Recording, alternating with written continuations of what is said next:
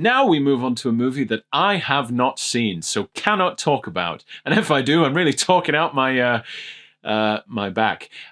So Reuben's going to have to talk about Restless, the new movie by Jed Hart.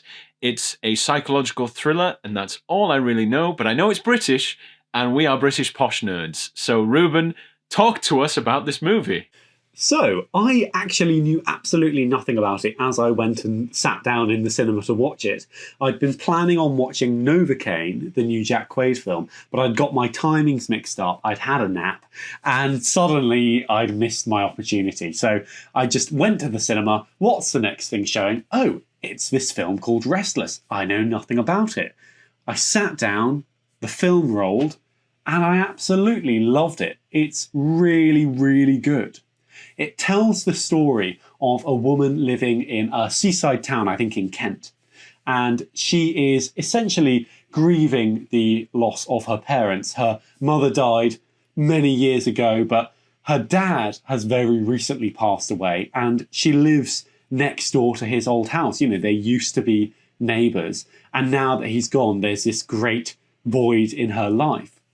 She lives on her own. She's got a son off at university, and she spends her days working as a care worker in a retirement home, and she's incredibly happy with her life as much as she's struggling to overcome this grief. She knows who she is, and she has her own way of doing things.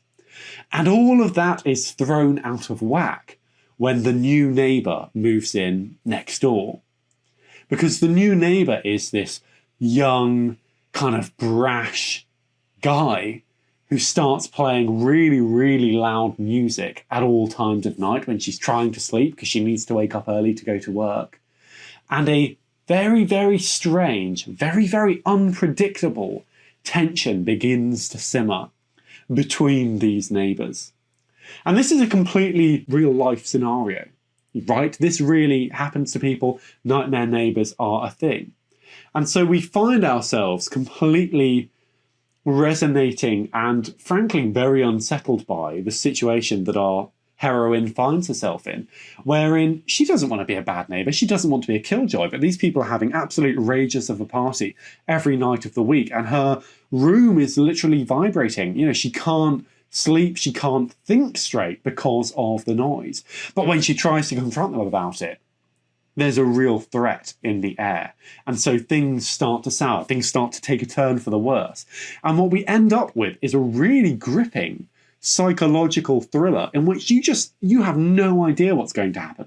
It's only 90 minutes long, but it weaves, I think, a really excellent narrative about, as I say, a kind of real life situation which can turn very ugly, whilst also having these kind of grace notes of satire, these kind of comedic sections. The film makes very good use of the music of Beethoven because she's a huge fan of classical music, and so there are sequences that play out entirely to pieces of Beethoven's scores. I was really impressed by the performances. It's got quite a small cast. The central figure, played by Lyndsey Marshall, is absolutely brilliant. She feels completely real. She feels like 50 women just like her.